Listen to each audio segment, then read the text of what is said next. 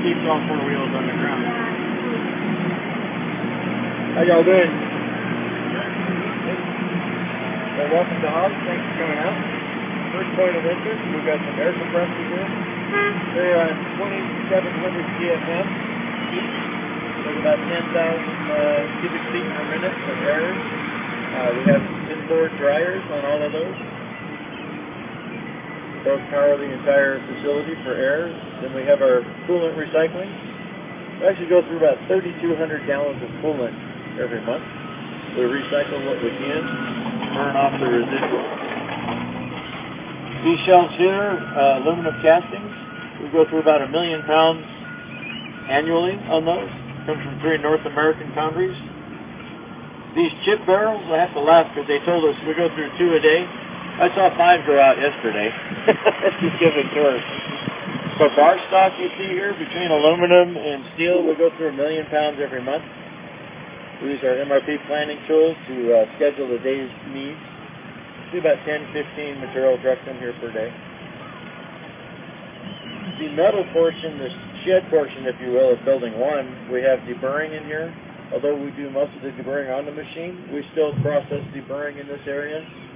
Still deburr, clean, paint, and prep about 350 castings a day. We also have 3 robotic welding systems in there. The little fuel tank here is to power the little generator. If you call 6,000 horsepower turbo diesel generator little, that will actually power the entire facility. When we were having problems with power here in California, Gene Haas had this built. It paid for itself in this first week. And here on the left we have Morisiki FMS system. We have 77 pallets on board, 4 machines with 240 tool magazines. These spindles are 10,000 RPM, so you notice all the aluminum. This is where we machine all of our aluminum. Then we have 2 Hitachi Siki FMS systems. We have 60 pallets in this first tank, 90 pallets in the next. Each system has 4 machines on it, 240 tool magazines. So far everything you've seen is 630 millimeter pallets. See some of the trunnion rotary castings in there. We actually have the trunnion rotary for our new 5-axis machine sitting there. You'll notice inspection equipment all over Haas. All of the granite in Haas is AA lab grade flat granite. This is our Toshiba 1000 palletized machine. This is 56 pallets. We can put 5,000 pounds on each pallet in this work center. We have 4 machines in line here, 2 of them with 240 tool magazines, 2 of them with 180 tool magazines. We machine a lot of our VF6 and VF8 cables. In fact, you can see one of the bases down there. You see that actually a 90 degree. That, I believe, is our tool room mill base. We machine that in there. We actually picture frame the tables, so we do front and back in the same operation. And then we'll finish the other 4 sides separate operations, different machines. You'll see it as well.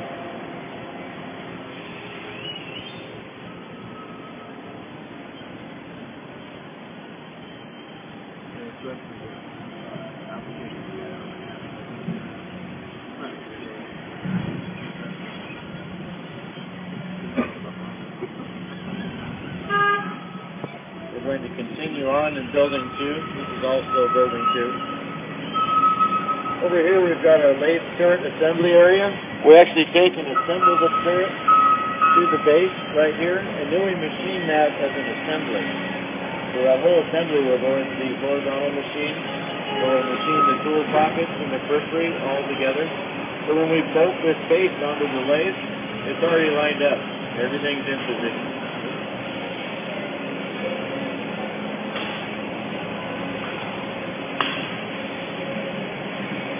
And ahead of us are some of our 5-sided machines. They're a little bit bigger variety. We've got 2 20-ton overhead cranes and then 2 10-ton gantry cranes in order to set the parts on and off of the machine. We've actually got 3 columns mounted on this one machine. We'll machine them all together. And we have two Akuma 5-sided machines.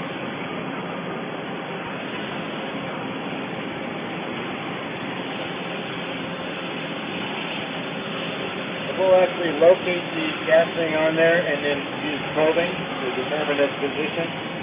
And then this machine actually, the head articulates into all 5 different positions.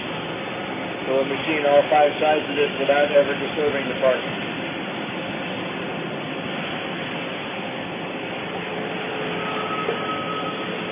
We actually maintain like 5/10 flatness between those surfaces.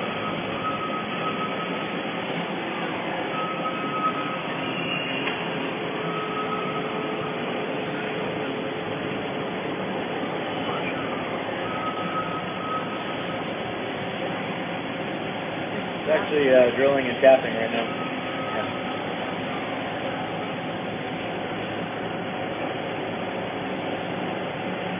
Are your machines designed to work with metal or aluminum, depending on where which function is for the day?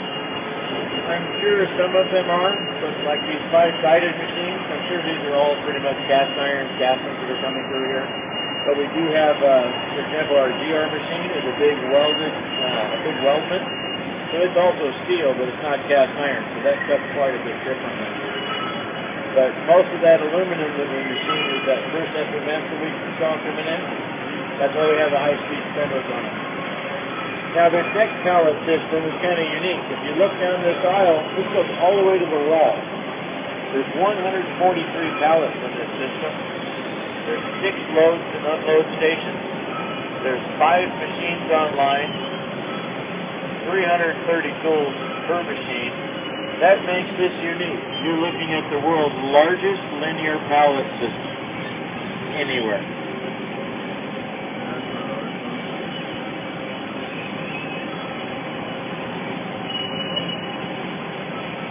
It's all ran by that one controller on the end.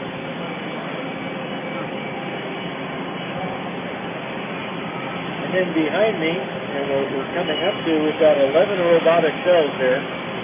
There are a total of 23 robotic cells at Haas altogether. These are some EC1600 machines. These are producing the columns for medium horizontal or medium verticals and small verticals. They'll produce 20 of each every day.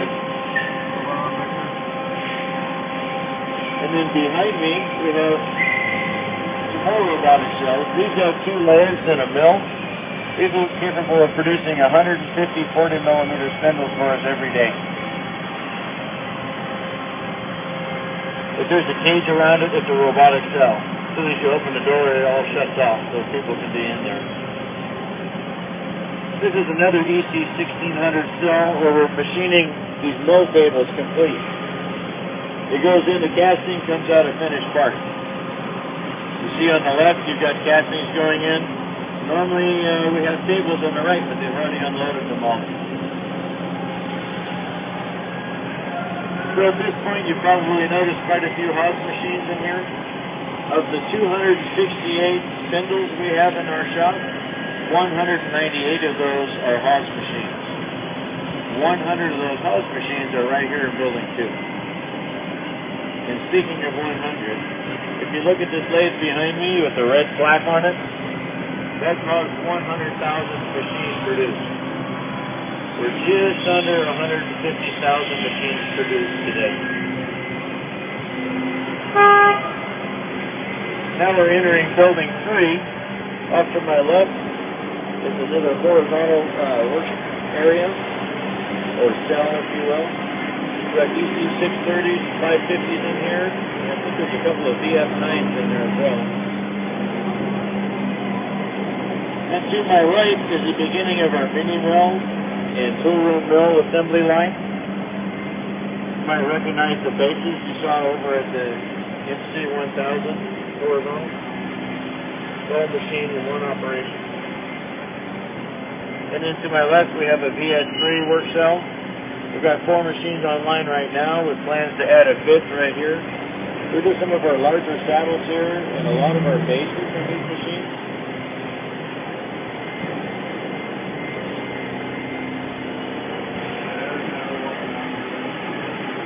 And off to my right, there's actually our calibration lab in here on the lower level. We calibrate over 10,000 tools every year. We have over 240 calibrated torque wrenches. Literally every assembly line at torque wrench is calibrated. There's a small sub-assembly area over here. The other half of this lower part of the building is MRB service area. So we have a failure in the field, we bring it in, we pick it apart, find out what happened. We're constantly striving to make our product more reliable. We also rebuild spindles and gearboxes here. We can rebuild them to original factory specifications. This is more of our sub-assembly areas over here.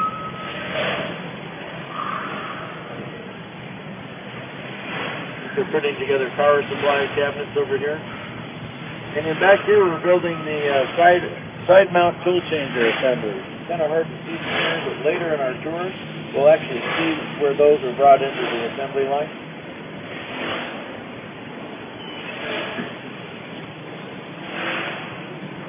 Now we're coming into the large vertical assembly area. They all pretty much go together the same. We got a VR8 here, a VF10 here. It's got the outriggers, it's a little bigger. But you start with the machine base, you put on your linear guides, then you put on your ball screw assembly. Those sit on the truck, then you put on your cross slide, more linear guides, another ball screw, then we'll put the cable on top of that. Next, the big column goes on, then the spindle head, and then the tool changer will come on. We're producing 3.5 large vertical machines off of this every day, and about 2.5 EC machines per week, which are our horizontal systems. So the large verticals will continue going down this line, and then the horizontal machines will come down this line here. And that's going to bring us up to our latest production line here at Haas, the UMC 750. Anyone familiar with that? Yep. Yeah? Oh yeah. Oh yeah, that's our new 5-axis machine. Yep. Everybody wants to. So, we go ahead. debuted these in September 2012. We've taken over 200 orders for them. I think well tooled, they're about 160,000. We're hoping to be at production clip of 1.5 machines per week, or per day, excuse me, off of this line. You'll see them in various stages of operation here. They all get test cutting and ball bar tested. The ball bar results go out with the machines. We also have a couple of horizontal EC machines in here as well. What was your question? Oh, I was going to ask, what's the difference between like UMC with the force assist access, if you want to buy, let's say, like a VF8 and put a trunnion rotary on it? Yeah. Envelope. You lose a lot of envelope when you do that on the VF6. Okay. Right? So your height, this has got a lot more envelope, because look how much lower down your trunnion's sitting. Yeah. Okay. In fact, we had a machine leave since my last tour. And here's another one. Yeah, I've been asked that question by other people too. It's like, I've been asking that and no one's really giving me an answer. That's the answer I was given. You do lose I like that answer. some volume. You know, you lose some height. That matters. Yeah. And this is the end of our vertical assembly line. So this VF6 next stop will be shipping.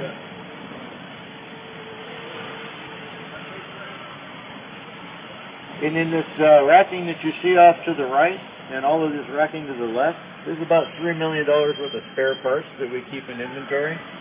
We also keep an additional $16 million worth of parts at our HFOs. We really strive to make sure that we have the customer's part they need in stock when they need it. This is our shipping department along those lines. We'll process about 200 orders through here every day.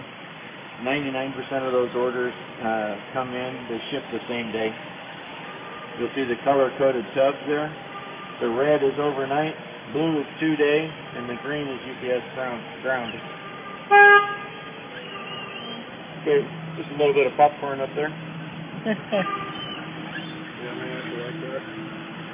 See the conveyor, the duct system up there? Oh. They back a truck up over there and they suck it out into there. So this is the start of our DT line, the drill tap machine. We actually introduced these in 2011. These guys must do a great job because we've sold 1,600 of them already. About 3 of these will roll off this line every day, often more.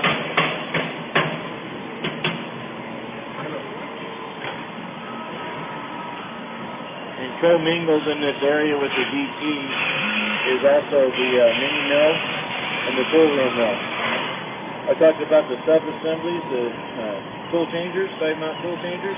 Here they are on the pallets that they're wheeled over here with.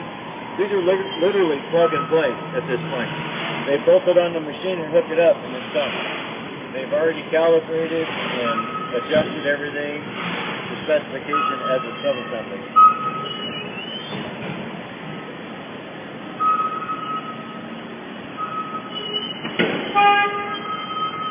So that's a good portion of building 3. Now we're going back into building 2.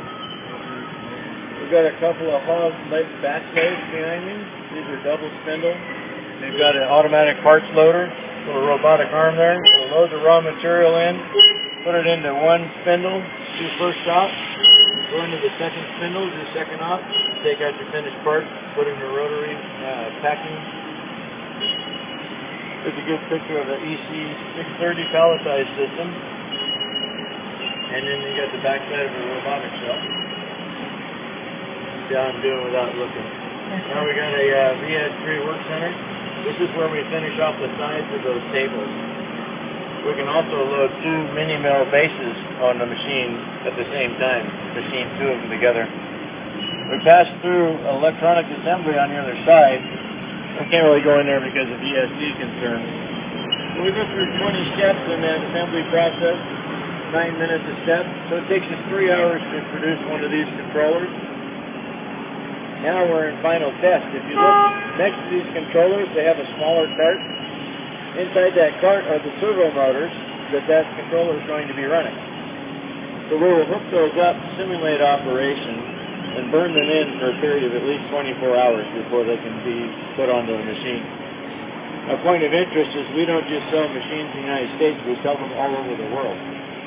So every country's power considerations are dealt with right here. So I think we have somewhere over 100 different configurations of our controllers. So once they've gone through their burn-in process and they've been accepted by QC, they'll be staged in this area and then delivered to the production area where they're going to be joined up with their machine. So they can literally be custom to the machine and the customer based on what country they're in. Now we're entering the casting yard. What you're seeing is about 8 million pounds worth of cast iron. That lasts us 1 month. All of this inventory turns over 12 times a year. It takes 15 foundries around the world to keep up with us. We buy from United States, Canada, China, and Taiwan. Yeah. United States foundries can't keep up. Well, they could, but they shut everybody else down. You're right. So these are the columns, big base for the VF12, I think. So in your whole production system, is there anything that you typically have more problems with than something else?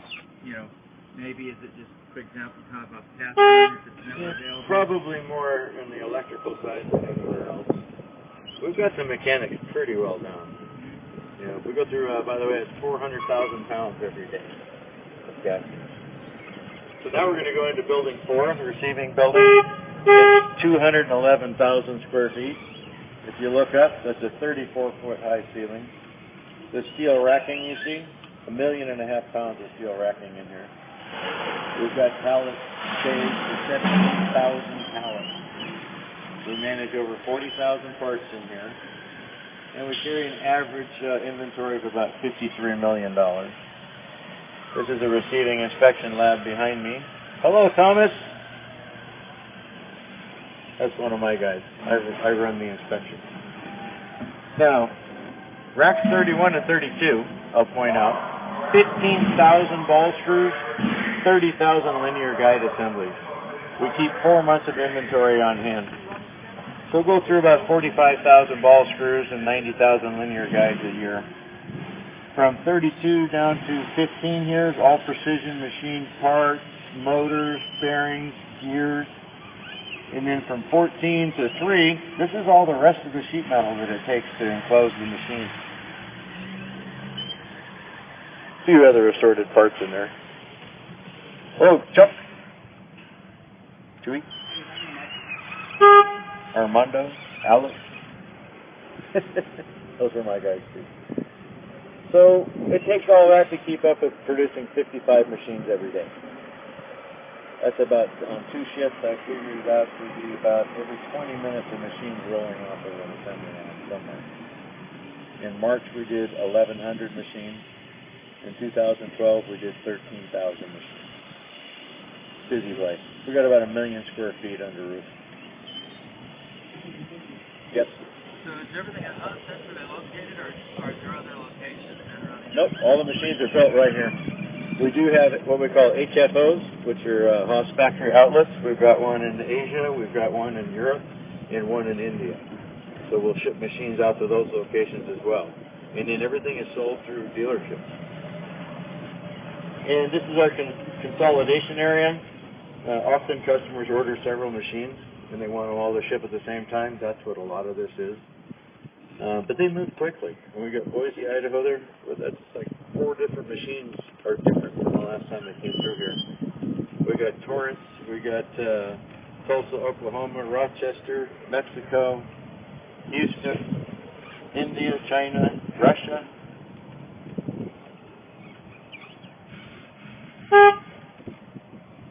These trucks are in and out of here all day.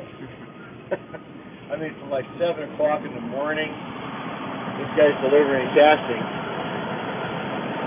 That's commercial engineering. Recognize the truck.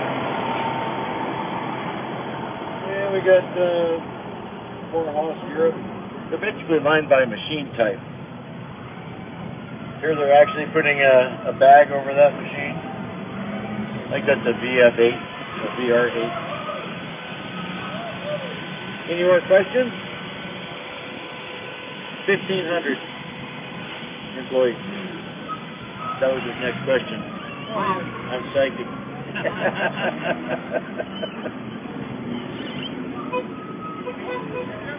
All right, well, I hope you all enjoyed your tour.